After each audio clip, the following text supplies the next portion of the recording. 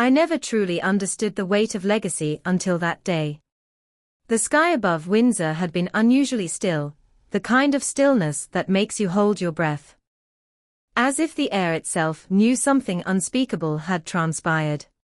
Deep within the ancient walls of the castle, among oil portraits and secrets sealed by generations, a moment unfolded that not even the most seasoned royal aides could have anticipated.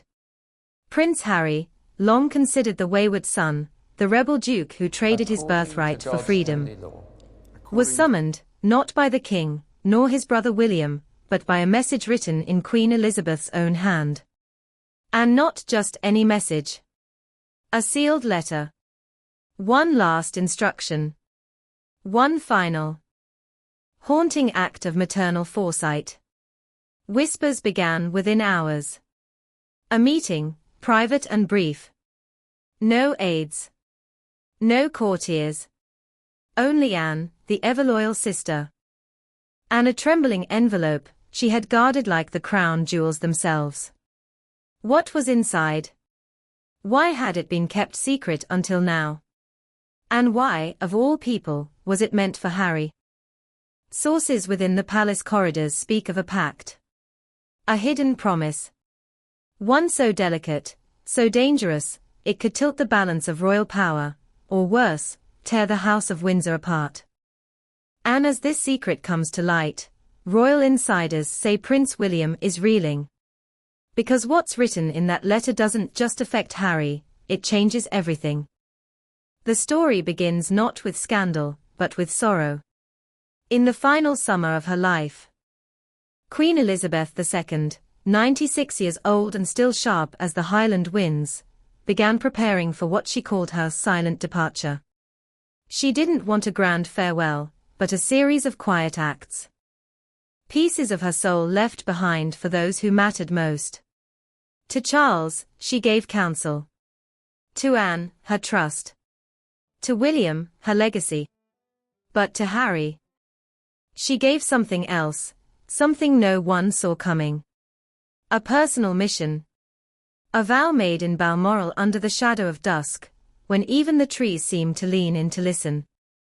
Princess Anne, stoic and iron-willed, had been by her mother's side daily. The two women often walked the grounds in silence, communicating with looks rather than words. It was during one of those walks, near the lock, that Elizabeth handed her the envelope. "Not until I'm gone," she whispered. And only to him. No further explanation. No second copy. Just that one directive. At the time, Anne didn't question it. She had learned long ago that Elizabeth's decisions, however mysterious, were always purposeful. But as the months passed after her mother's death, Anne found herself haunted by the request. The letter remained locked away until June 2025. The catalyst?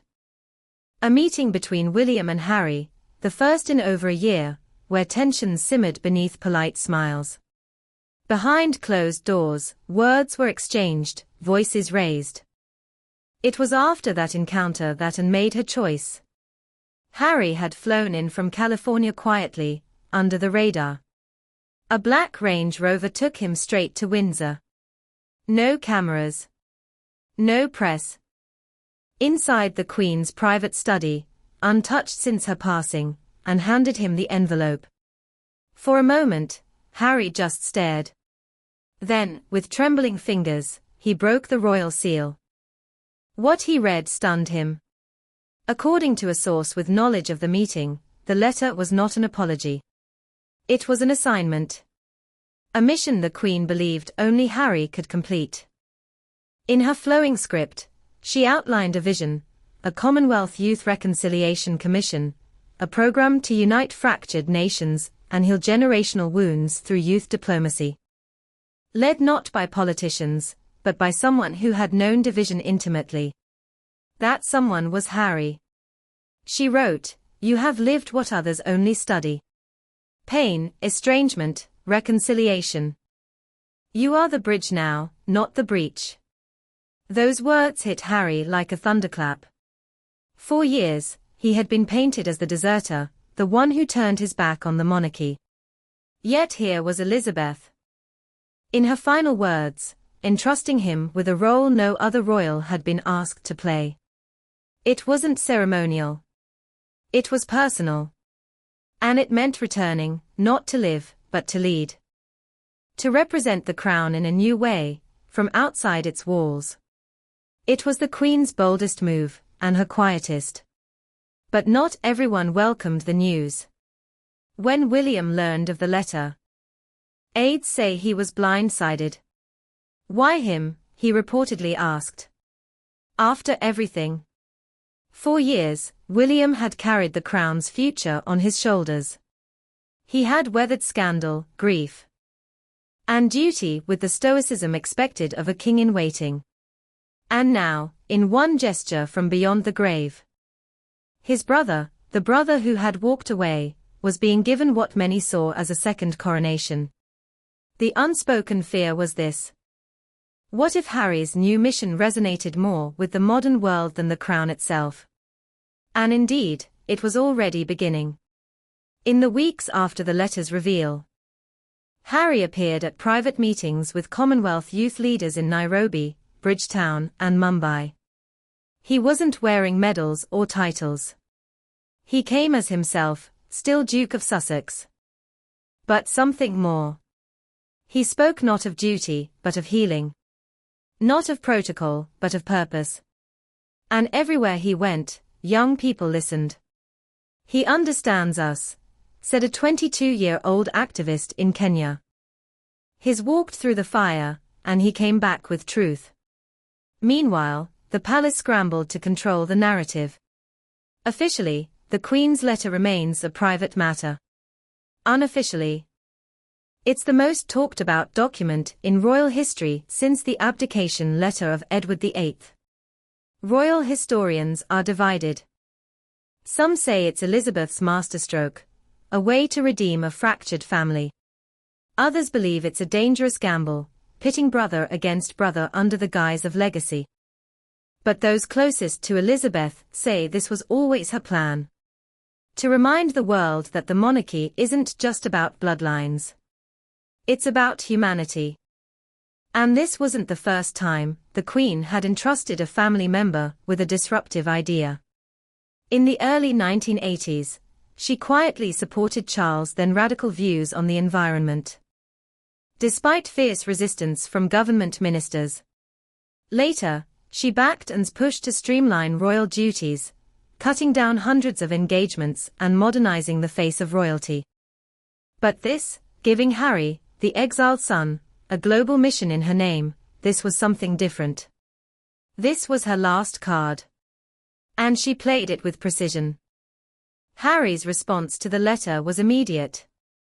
In a rare public statement, he said, "My grandmother believed in service beyond titles. I will honor that belief, not for the crown, but for the people." It was a carefully chosen phrase, echoing the Queen's 1947 broadcast, when she pledged her life, whether it be long or short, to the service of the Commonwealth. The symmetry was unmistakable. And for those watching closely, it signaled something seismic. A new branch of royalty, growing outside the palace, but rooted in the same ancient soil. Inside the royal household, reactions remain mixed. Charles, battling health challenges of his own, has reportedly offered quiet support, telling aides, if this is what she wanted, we must respect it. But it's William who remains the wild card. Privately, he has expressed concern that Harry's new visibility could distract from the monarchy's core work. Publicly, he has remained silent. But body language experts noted his stiffness during recent engagements, especially when asked about Harry. The once unbreakable brotherly bond has calcified into something colder, not hatred, but distance. And yet, some believe this could be the beginning of a new chapter. One palace insider suggests that Elizabeth hoped the letter would not just give Harry purpose, but offer a bridge back to William. She believed in both of them, the source said. She hoped that by empowering Harry, she would soften William. Whether that hope becomes reality remains to be seen. But one thing is certain. The Queen's final secret has reshaped the royal narrative. Not with fanfare, but with a whisper. Not through ceremony, but through choice. As the Commonwealth Youth Reconciliation Commission takes shape, all eyes are on Harry. Will he rise to the occasion? Can he carry the Queen's torch without being burned by the past? And what will this mean for the children of both brothers, George, Charlotte, Louis, Archie, and Lilibet, as they grow up in a world shaped by both tradition and transformation? Only time will tell.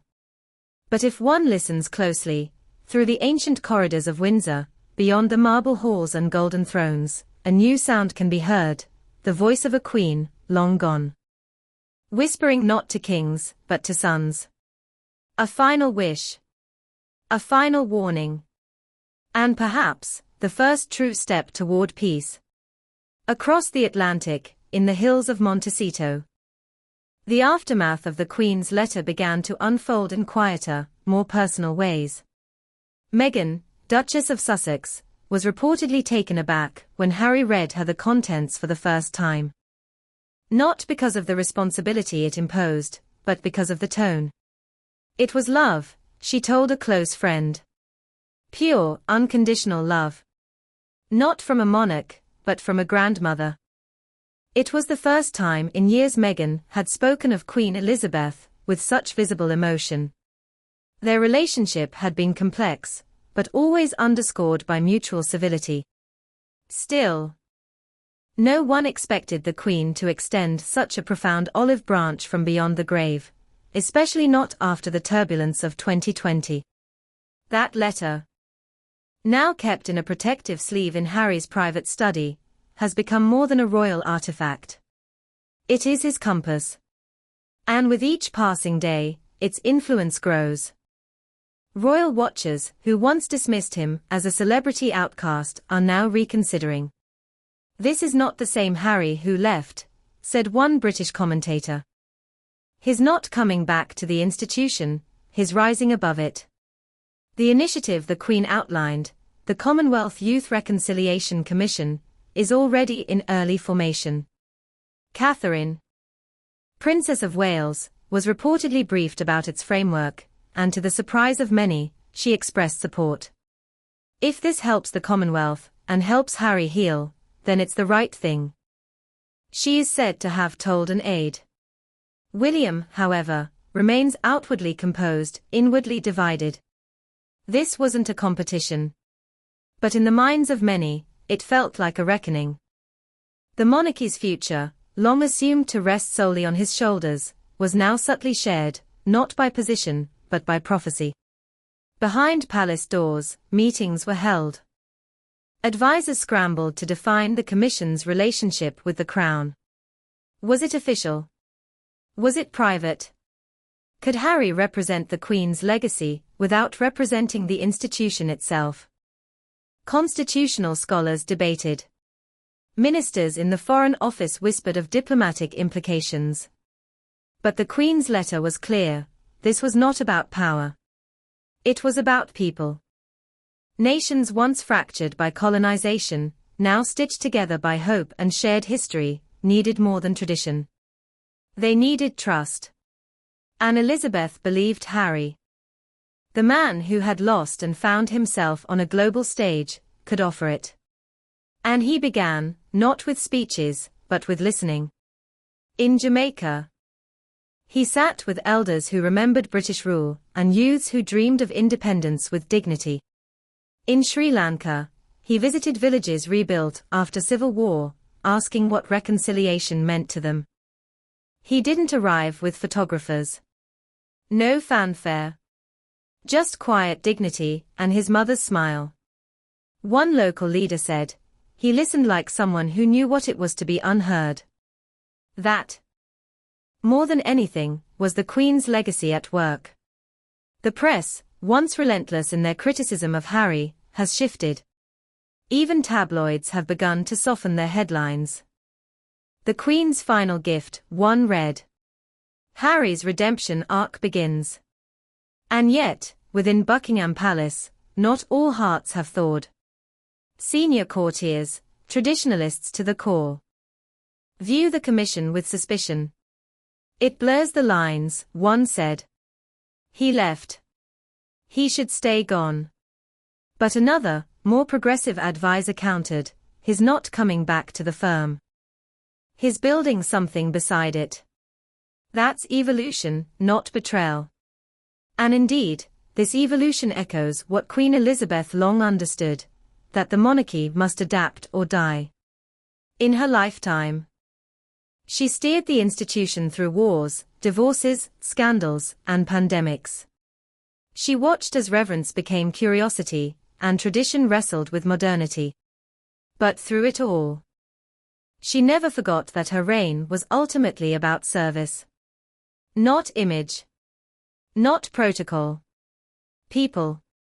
And that's what she saw in Harry, the capacity to serve, unburdened by the throne's shadow. This vision, however, comes with risks. Already, political groups in Australia and Canada have begun citing Harry's commission as evidence that the monarchy is finally engaging with real-world issues. But others argue it's a tactic, a soft power move to keep the Commonwealth intact amid rising republicanism. Whatever the case, the Queen's gamble is having geopolitical consequences. Meetings that once excluded royal influence now request Harry's insight. His experience in the military, combined with his understanding of cultural fracture, makes him a uniquely equipped envoy. Not as a prince, but as a human being forged in exile. Meanwhile, the dynamics within the family grow more fragile. Sources say that William and Harry exchanged only brief words during a recent encounter at Clarence House. Polite. Strained. William is reportedly worried about optics, that Harry's rise might eclipse his own preparations for kingship. And while Catherine urges calm and perspective, the undercurrent remains. This isn't just a family drama anymore. It's constitutional. And yet, perhaps the Queen anticipated this too. One passage in her letter, revealed only to a few, reads: My sons must walk different roads, but may they never forget they share the same blood, the same sky, the same duty, to serve what is greater than themselves. Those words, etched in Harry's memory, have become his guidepost. And he hopes, one day, they'll be William's too. Archie and Lilibet, now growing up in California's golden light, know little of these complexities.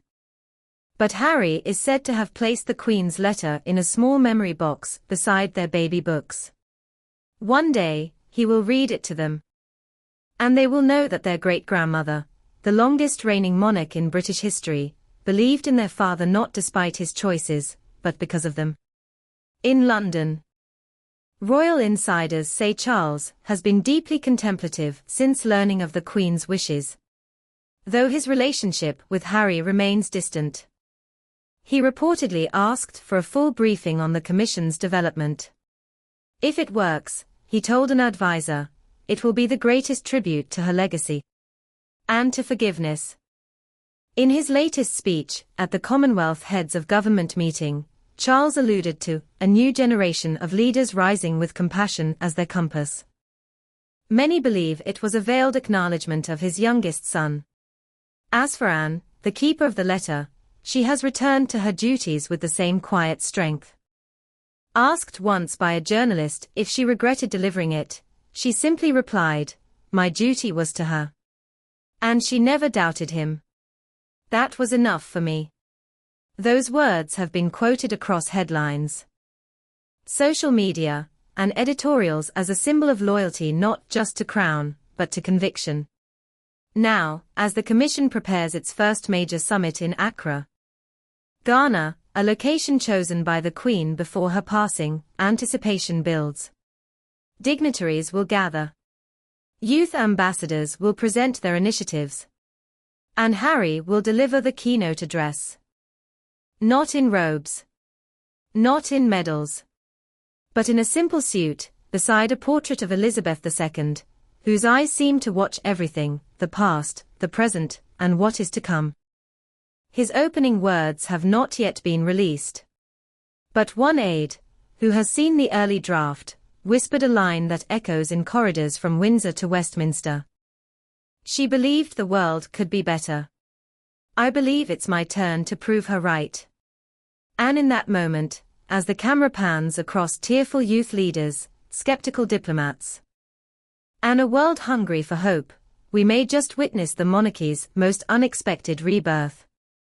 Not through a coronation, but through a letter. A whisper. A bridge built from silence and sealed in ink. Up next, a revelation from the Queen's secret diary that may finally explain her decision, and the hidden pain she carried for decades. Stay with us. That summer evening in Accra was unlike any other. The Grand Hall, once reserved for political summits and ceremonial addresses, now bore a different kind of energy, not one of hierarchy or protocol, but of expectation. Dozens of youth delegates from across the Commonwealth, some in traditional dress, others in simple shirts bearing emblems of peace or environmental activism, sat in reverent silence. The lights dimmed. The screen behind the stage lit up, a soft golden image of Queen Elizabeth II smiling beside a field of wildflowers at Balmoral. And then, he walked in. Prince Harry, the Duke of Sussex. No fanfare. No title announcement.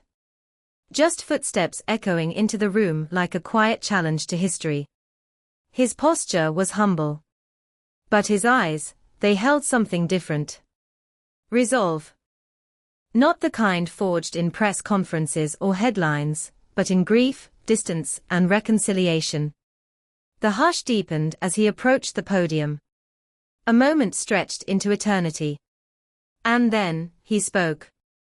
I stand here not as a prince, he began, but as a grandson. As a man once broken, now rebuilding. And as a voice entrusted by a woman whose silence spoke louder than nations. The room exhaled. Over the next 20 minutes, Harry outlined the Queen's vision for the Commission, a platform not for declarations, but for listening, not for commanding, but for convening. He shared memories, of walking beside her in Sandringham Gardens, of her laughter when Archie called her Gan Gan over a Zoom call, of a quiet moment at Windsor when she once said, "Service is not what you do for the throne.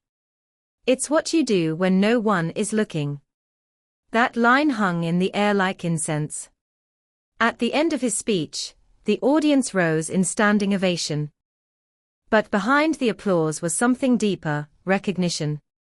This man, whose journey had taken him from palaces to therapy, from royal tours to documentary lenses, had arrived not with an agenda, but with authenticity. And that was what the Queen had understood before anyone else. He had lived the contradiction. And that made him uniquely capable of leading its transformation. The ripple effects were immediate. News outlets around the world carried headlines like, "Prince Harry fulfills Queen's final wish," and "The monarch's rebel heir becomes her legacy keeper." The palace, while publicly neutral, was privately stirred. William reportedly watched the speech from Clarence House, expression unreadable. A former staffer said, "It wasn't anger. It was something more painful. It was the realization that perhaps the Queen knew something none of us did." Indeed, behind every decision Elizabeth made in her final year lay layers of quiet intent. She was never hasty. Never reckless. The letter to Harry was not born from impulse, but from pattern. Over decades, she had watched the slow unraveling of unity, not just within her family, but across the realms she once called home. She had seen the tension in Australia, the unrest in Jamaica, the disillusionment in Canada. She knew that the monarchy could no longer lead from balconies. It had to walk among the people. And Harry, the one who left, was paradoxically the one closest to that path. It's a truth that even his harshest critics are beginning to admit. Back in Montecito, Meghan has stayed largely out of the spotlight.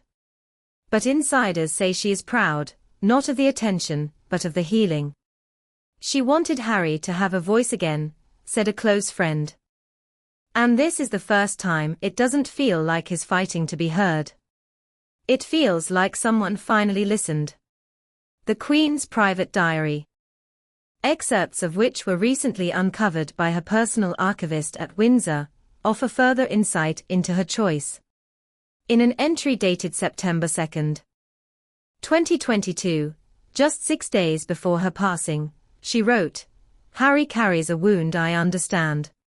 He also carries the medicine."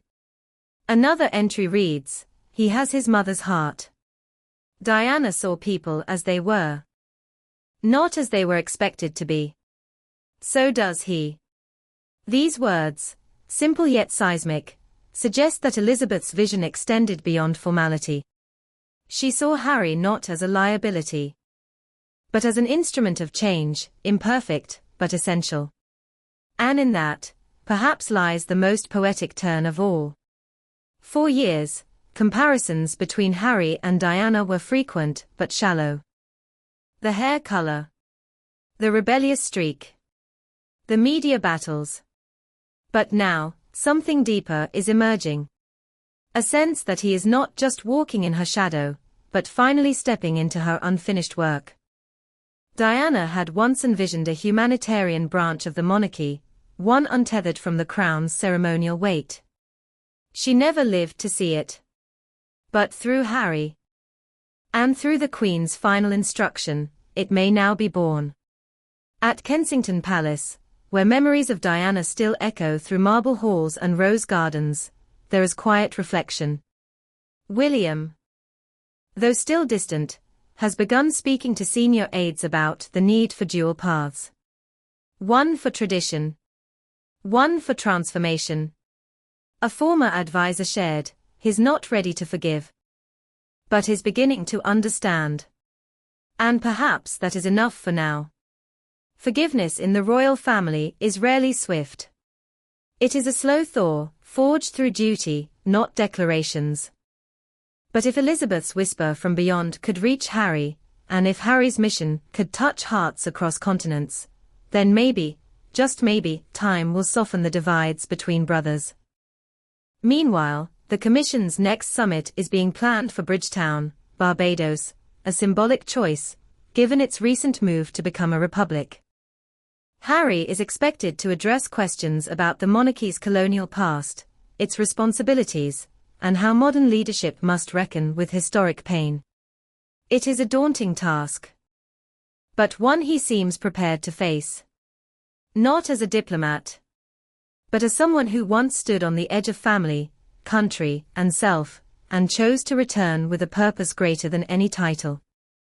On the Queen's desk in Windsor still sits the photograph she kept closest in her final years. Not a formal portrait, not a coronation image, but a simple frame. Diana holding young Harry in her arms, both laughing, wind blowing through their hair, the Scottish hills behind them. Next to it, a handwritten note, "He will find his way." And now, perhaps he has. The Queen's final act was not one of ceremony. It was one of foresight.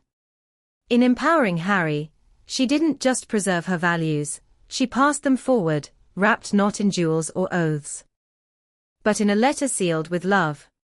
This is not the monarchy of yesterday. It is something new, something evolving. And at its heart walks a man once lost, now leading, not alone, but with the voice of a queen at his back.